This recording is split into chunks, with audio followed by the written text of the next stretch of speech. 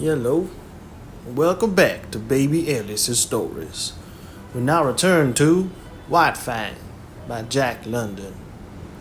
Part 4, Chapter 6, The Love Master. As White Fang watched Weedon Scott approach, he bristled and snarled to advertise that he would not submit to punishment. 24 hours had passed since he had slashed open the hand that was now bandaged and held up by a sling to keep the blood out of it. In the past, White Fang had experienced delayed punishments, and he apprehended that such a one was about to befall him. How could it be otherwise? He had committed what was to him sacrilege, sunk his fangs into the holy flesh of a god, and of a white-skinned superior god at that. In the nature of things, and of course intercourse with gods, something terrible awaited him. The god sat down several feet away. White Fang could see nothing dangerous in that. When the gods administered punishment, they stood on their legs. Besides, this god had no club, no whip, no firearm. And furthermore, he himself was free. No chain, no stick bound him. He could escape into safety while the god was scrambling to his feet. In the meantime, he would wait and see. The god remained quiet, made no movement, and White Fang's snarl slowly dwindled to a growl that ebbed down in his throat and ceased. Then the god spoke, and at the first sound of his voice, the hair rose on White Fang's neck, and the growl rushed up in his throat. But the god made no hostile movement and went on calmly talking. For a time, White Fang growled in unison with him, a correspondence of rhythm being established between growl and voice. But the god talked on interminably. He talked to White Fang as White Fang had never been talked to before. He talked softly and soothingly, with a gentleness that somehow, somewhere, touched White Fang. In spite of himself and all the pricking warnings of his instinct, White Fang began to have confidence in his god. He had a feeling of security that was bellied by all his experience with men. After a long time, the god got up and went into the cabin. White Fang scanned him apprehensively when he came out.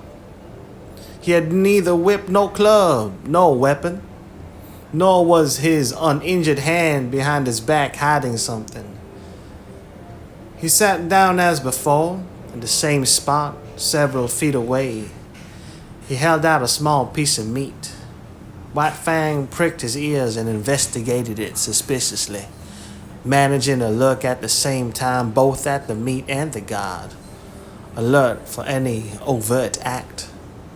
His body tense and ready to spring away at the first sign of hostility. Still, the punishment delayed. The god merely held near to his nose a piece of meat.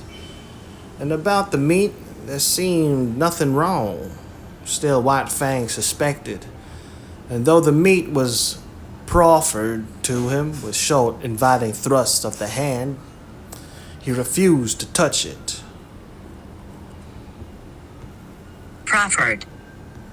Proffer, hold out something to someone for acceptance. Offer, proffer, offer. Still, White Fang suspected, and though the meat was proffered to him with short, inviting thrusts of the hand, he refused to touch it.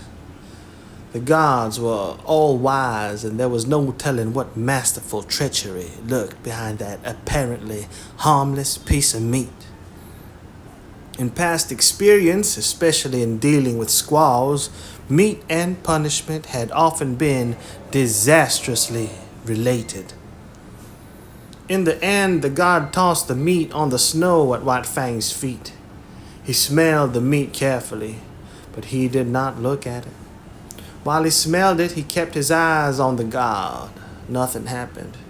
He took the meat into his mouth and swallowed it. Still, nothing happened. The god was actually offering him another piece of meat. Again, he refused to take it from the hand, and again it was tossed to him.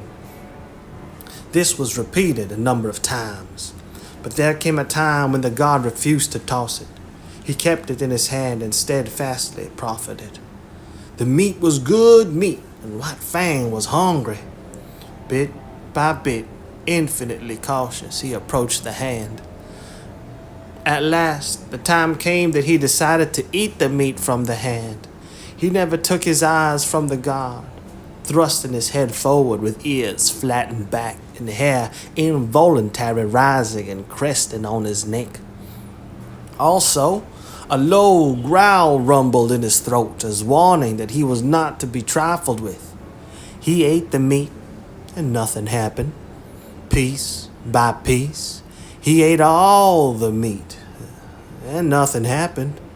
Still, the punishment delayed. He licked his chops and waited. The god went on talking, and his voice was kindness, something of which White Fang had no experience whatever. And within him it aroused feelings which he had likewise never experienced before. He was aware of a certain strange satisfaction, as though some need were being gratified, as though some void in his being were being filled. Then again came the pride of his instinct and the warning of past experience. The gods were ever crafty, and they had unguessed ways of attaining their ends. He had thought so. There it came now, the god's hand cunning to hurt, thrusting out at him, descending upon his head. But the god went on talking. His voice was soft and soothing. In spite of the menacing hand, the voice inspired confidence. And in spite of the assuring voice, the hand inspired distrust. White Fang was torn by conflicting feelings, impulses. It seemed he would fly to pieces, so terrible was the control he was exerting, holding together by an unwanted indecision the counter forces that struggled within him for mastery. He compromised, he snarled and bristled and flattened his ears. But he neither snapped nor sprang away. The hand descended. Nearer and nearer it came. It touched the ends of his upstanding hair. He shrank down under it. It followed down after him, pressing more closely against him. Shrinking, almost shivering, he still managed to hold himself together. It was torment. This hand that touched him and violated his instinct. He could not forget in the day all the evil that had been wrought him at the hands of men. But it was the will of the god, and he strove to submit.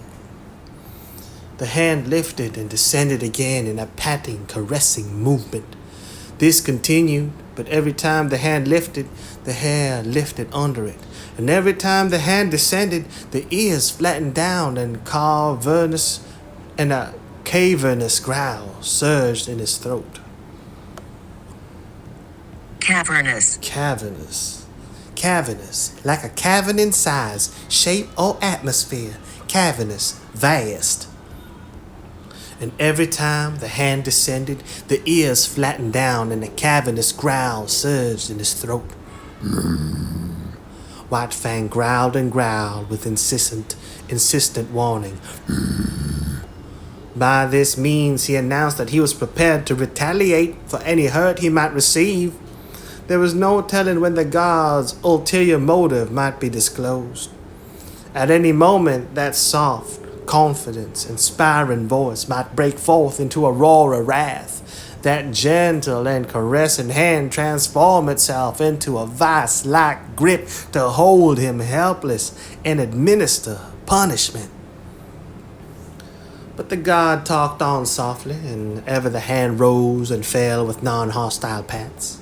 White Fang experienced dual feelings.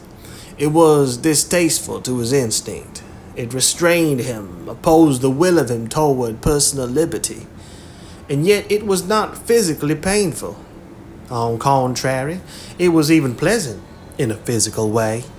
The patting movement slowly and carefully changed to a rubbing of the ears about their bases, and the physical pleasure even increased a little. Yet he continued to fear, and he stood on guard, unexpectant of unguessed evil, alternately suffering and enjoying as one feeling or the other came uppermost and swayed him. "Well, I'll be gosh swoggled," so spoke Matt, coming out of the cabin, his sleeves rolled up, a pan of dirty dishwater in his hands, arrested in the act of emptying the pan by the sight of Weedon Scott patting White Fang. At the instant his voice broke the silence, White Fang leaped back, snarling savagely at him. Matt regarded his employer with grieved disapproval. "If you don't mind my expressing my feelings, Mr. Scott, I'll make free to say you've 17 kinds of a damn fool and all of them different and then some." Weedon Scott smiled with a superior air, gained his feet, and walked over to White Fang. He talked soothingly to him, but not for long. Then he slowly put out his hand and rested it on White Fang's head, and resumed the interrupted patting. White Fang endured it, keeping his eyes fixed suspiciously, not upon the man that patted him, but upon the man that stood in the doorway. "You may be a #1 tip-top mining expert, all right. The dog must have delivered himself oracularly. Good Lord. Oracularly. Oracular, relating to an oracle. Oracularly. The dog must have delivered himself oracularly. But you missed the chance of your life when you was a boy and didn't run off and join a circus." White Fang snarled at the sound of his voice, but this time did not leap away from under the hand that was caressing his head and the back of his neck with long, soothing strokes. It was the beginning of the end for White Fang, the ending of the old life and the reign of hate. A new and incomprehensible fairer life was drawing. It required much thinking and endless patience on the part of Weedon Scott to accomplish this, and on the part of White Fang it required nothing less than a revolution. He had to ignore the urges and promptings of instinct and reason, defy experience, give the lie to life itself. Life, as he had known it, not only had no place in it for much that he now did, but all the currents had gone counter to those which he now abandoned himself. In short, when all things were considered, he had to achieve an orientation far vaster than the one he had achieved at the time he came voluntarily in from the wild and accepted Grey Beaver as his lord. At that time he was a mere puppy, soft for the making, without foam, ready for the thumb of circumstance to begin its work upon him. But now it was different. The thumb of circumstance had done its work only too well. By it he had been formed and hardened into the fighting wolf, fierce and implacable, unloving and unlovable. To accomplish the change was like a reflux of being, and this when the plasticity of youth was no longer his, when the fiber of him had become tough and knotty, when the warp and the woof of him had made of him an adamantine texture, harsh and unyielding, when the face of his spirit had become iron and all his instincts and axioms had crystallized into set rules, cautions, dislikes, and desires.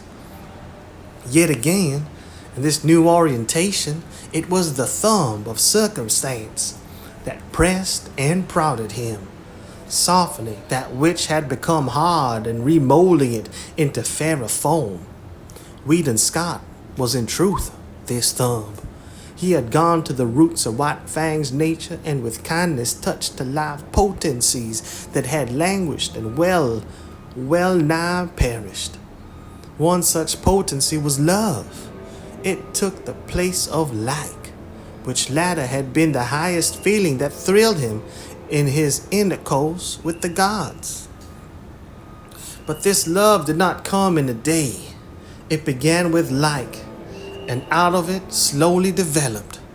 White Fang did not run away, though he was allowed to remain loose, because he liked his new god. This was certainly better than the life he had lived in the cage of Beauty Smith, and it was necessary that he should have some god. The lordship of man was a need of his nature. The seal of his dependence on man had been set upon him in that early day when he turned his back on the wild and crawled to Gray Beaver's feet to receive the expected beating. This seal had been stamped upon him again, and ineradicably on a second return from the wild, when the long famine was over and there was fish once more in the village of Gray Beaver. And so, because he needed a god and because he preferred Weedon Scott to Beauty Smith, White Fang remained. In acknowledgement of fealty, he proceeded to take upon himself the guardianship of his master's property. He prowled about the cabin while the sled dog slept, and the first night visitor to the cabin fought him off with a club until Weedon Scott came to the rescue.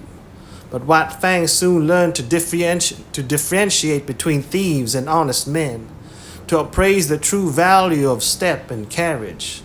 The man who traveled, loud stepping, the direct line to the cabin door he let alone, though he watched him vigilantly until the door opened and he received the endorsement of the master. But the man who went softly, by circuitous ways,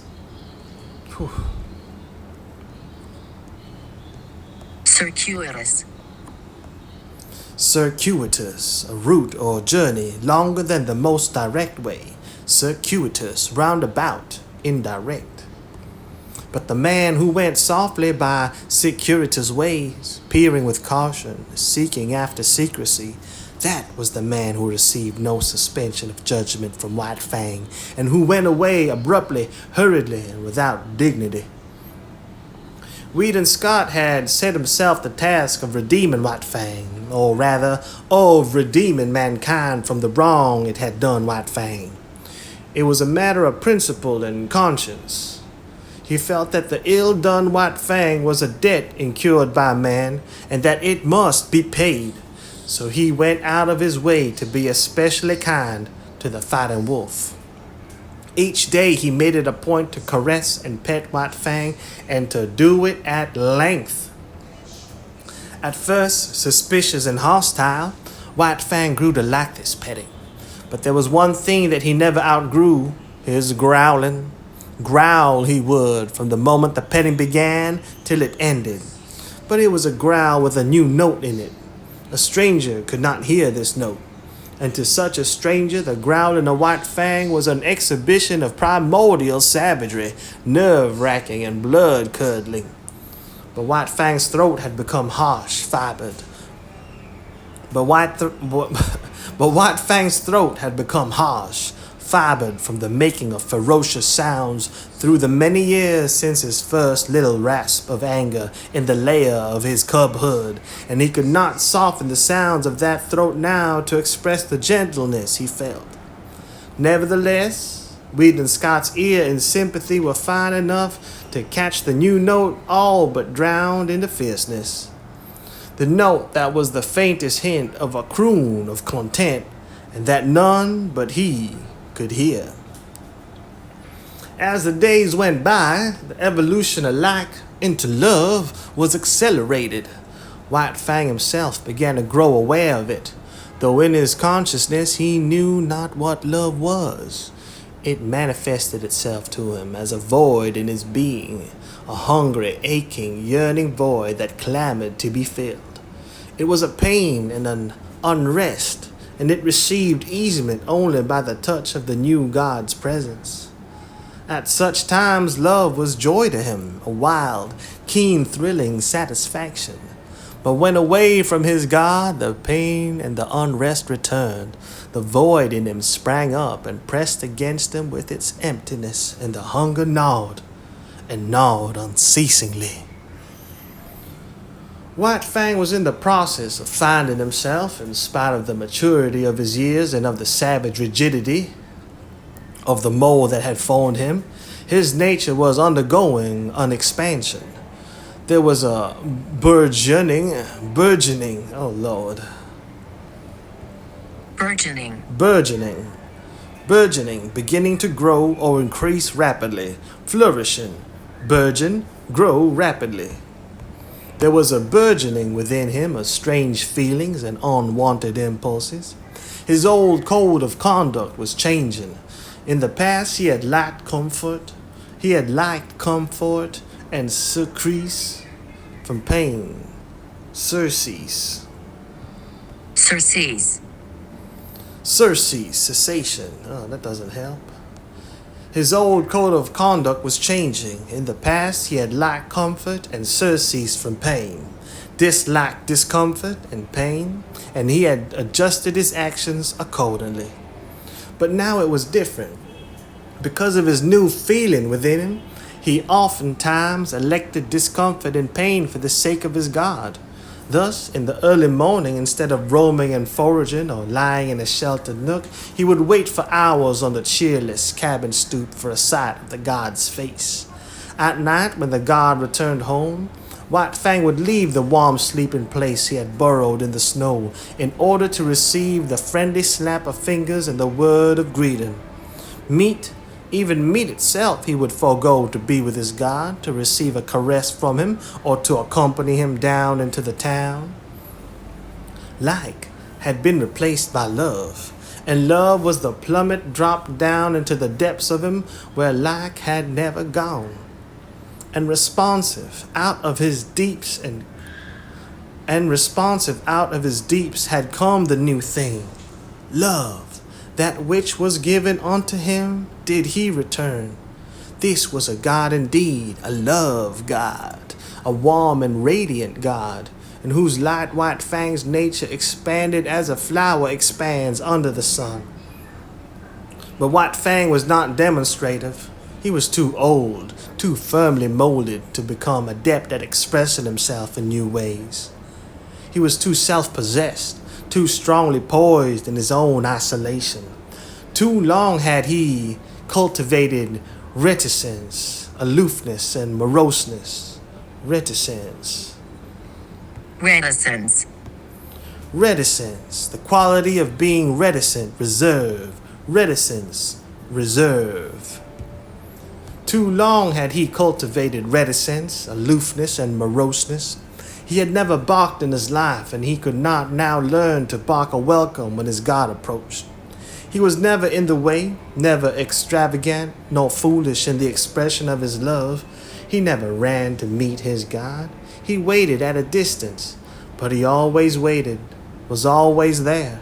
His love partook of the nature of worship, dumb, inarticulate, a silent adoration.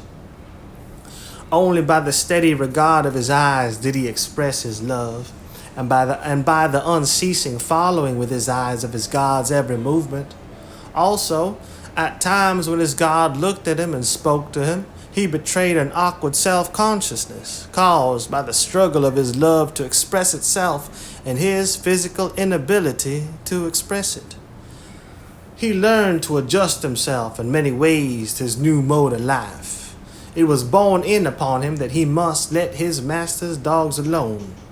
Yet his dominant nature asserted itself, and he had first to thrash them into an acknowledgement of his superiority and leadership. This accomplished, he had little trouble with them. They gave trail to him when he came and went or walked among them, and when he asserted his will, they obeyed. In the same way, he came to tolerate Matt as a possession of his master. His master rarely fed him. Matt did that. It was his business. Yet White Fang divined that it was his master's food he ate, and that it was his master who thus led him vicariously. Matt it was who tried to put him into the harness and make him haul sled with the other dogs. But Matt failed. It was not until Weedon Scott put the harness on White Fang and worked him that he understood. He took it as his master's will that Matt should drive him and work him just as he drove and worked his master's other dogs. Different from the Mackenzie toboggans were the Klondike sleds with runners under them, and different was the method of driving the dogs. There was no fan formation of the team. The dogs worked in single file, one behind another, hauling on double traces. And here in the Klondike, the leader was indeed the leader. The wisest as well as strongest dog was the leader, and the team obeyed him and feared him. That White Fang should quickly gain this post was inevitable. He could not be satisfied with less, as Matt learned after much inconvenience and trouble. White Fang picked out the post for himself, and Matt backed his judgment with strong language after the experiment had been tried. But though he worked in the sled in the day, White Fang did not forego the guarding of his master's property in the night. Thus he was on duty all the time, ever vigilant and faithful, the most valuable of all the dogs. "Making free to spit out what's in me," Matt said one day.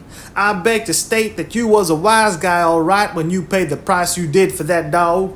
You clean swindled Beauty Smith on top of pushing his face in with your fist." A recrudescence of anger glinted in Weedon Scott's gray eyes, and he muttered savagely, "The beast!" Recrudescence. Recrudescence, the recurrence of an undesirable condition. Recrudescence. A recrudescence of anger glinted in Weedon Scott's gray eyes, and he muttered savagely, "The beast!" In the late spring, a great trouble came to White Fang. Without warning, the Love Master disappeared. They had been warning, but White Fang was unversed in such things and did not understand the packing of a grip. He remembered afterwards that his packing had preceded the master's disappearance, but at the time he suspected nothing. That night he waited for the master to return. At midnight the chill wind that blew drove him to shelter at the rear of the cabin. There he drowsed, only half asleep, his ears keyed for the first sound of the familiar step. But at 2 a.m, his anxiety drove him out to the cold front stoop, where he crouched and waited. But no master came. In the morning the door opened and Matt stepped outside. White Fang gazed at him wistfully. There was no common speech by which he might learn what he wanted to know. The days came and went, but never the master. White Fang, who had never known sickness in his life, became sick. He became very sick. So sick that Matt was finally compelled to bring him inside the cabin. Also, in writing to his employer, Matt devoted a postscript to White Fang. Weedon Scott reading the letter down in Circle City came upon the following. "That damn wolf won't work, won't eat, ain't got no spunk left. All the dogs is licking him. Wants to know what has become of you, and I don't know how to tell him. Maybe he is going to die." It was as Matt had said. White Fang had ceased eating, lost heart, and allowed every dog of the team to thrash him. In the cabin he lay on the floor near the stove without interest in food, in Matt, nor in life. Matt might talk gently to him or swear at him. It was all the same. He never did more than turn his dull eyes upon the man, then dropped his head back to its customary position on his forepaws. Then one night, Matt, reading to himself with moving lips and mumbled sounds, was startled by a low whine from White Fang. He had got upon his feet, his ears cocked towards the door, and he was listening intently. A moment later, Matt heard a footstep. The door opened, and Weed and Scott stepped in. The two men shook hands, then Scott looked around the room. "Where's the wolf?" he asked. Then he discovered him, standing where he had been lying near to the stove. He had not rushed forward after the manner of other dogs. He stood, watching and waiting. "Holy smoke!" Matt exclaimed. "Look at him wag his tail." Weed and Scott strode half across the room toward him, at the same time calling him. White Fang came to him, not with a great bound, yet quickly. He was awakened from self-consciousness, but as he drew near, his eyes took on a strange expression. Something incommunicable, vast of feeling rose up into his eyes as a light and shone forth. "He never looked at me that way all the time you was gone," Matt commented. Weed and Scott did not hear. He was squatting down on his heels, face to face with White Fang, and petted him, rubbing at the roots of his ears, making long caressing strokes down the neck to the shoulders, tapping the spine gently with the balls of his fingers, and White Fang was growling responsively, the crooning note of the growl more pronounced than ever. But that was not all. What of his joy, the great love in him, ever surging and struggling to express itself, succeeding in finding a new mode of expression? He suddenly thrust his head forward and nudged his way in between the master's arm and body, and here, confined, hidden from view all except his ears, no longer growling, he continued to nudge and struggle. The two men looked at each other. Scott's eyes were shining. "Gosh!" said Matt in an awe-stricken voice. A moment later, when he had recovered himself, he said, "I always insisted that wolf was a dog. Look at him." With the return of the love master, White Fang's recovery was rapid. 2 nights and a day he spent in the cabin. Then he sallied forth. The sled dogs had forgotten his prowess. They remembered only the latest, which was his weakness and sickness. At the sight of him as he came out of the cabin, they sprang upon him. "Talk about your rough houses," Matt murmured gleefully, standing in the doorway and looking on. "Give him hell, you wolf! Give him hell, and then some!" White Fang did not need the encouragement. The return of the love master was enough. Life was flowing through him again, splendid and indomitable. He fought from sheer joy, finding in it an expression of much that he felt, and that otherwise was without speech. There could be but one ending. The team dispersed in ignominious defeat, and it was not until after dark that the dogs came sneaking back one, by meekness and humility, signifying their fealty to White Fang. Having learned to snuggle, White Fang was guilty of it often. It was the final word. He could not go beyond it. The one thing of which he had always been particularly jealous was his head. He had always disliked to have it touched. It was the wild in him, the fear of hurt and of the trap, that had given rise to the panicky impulses to avoid contacts. It was the mandate of his instinct that head must be free. And now, with the love master, his snuggling was the deliberate act of putting himself into a position of hopelessness, helplessness. It was an expression of perfect confidence, of absolute self-surrender, as though he said, "I put myself into thy hands, work thou thy will with me." One night, not long after the return, Scott and Matt sat at a game of cribbage preliminary to going to bed. 15-2, 15-4, and a pair makes 6. Mac was pegging up when there was an outcry and sound of snarling without. They looked at each other as they started to rise to their feet. "The wolf's nailed somebody," Matt said. A wild scream of fear and anguish hastened them. "Bring a light," Scott shouted as he sprang outside. Matt followed with the lamp, and by its light they saw a man lying on his back in the snow. His arms were folded, one above the other, across his face and throat. Thus he was trying to shield himself from White Fang's teeth, and there was need for it. White Fang was enraged, wickedly making his attack of the most vulnerable spot.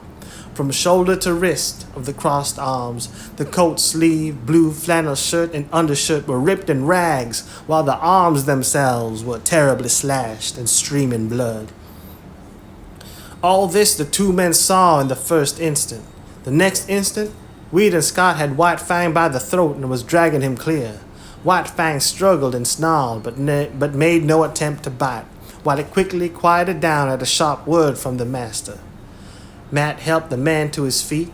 As he arose, he lowered his crossed arms and exposed the bestial face of Beauty Smith. The dog must have let go of him precipitately, with action similar to that of a man who has picked up live fire. Beauty Smith blinked in the lamplight and looked about him. He caught sight of White Fang, and terror rushed into his face. At the same moment, Matt noticed two objects lying in the snow. He held the lamp close to them, indicating them with his toe for his employer's benefit, a steel dog chain and a stout club. Weed and Scott saw and nodded. Not a word was spoken. The dog must have laid his hand on Beauty Smith's shoulder and faced him to the right about. No word needed to be spoken.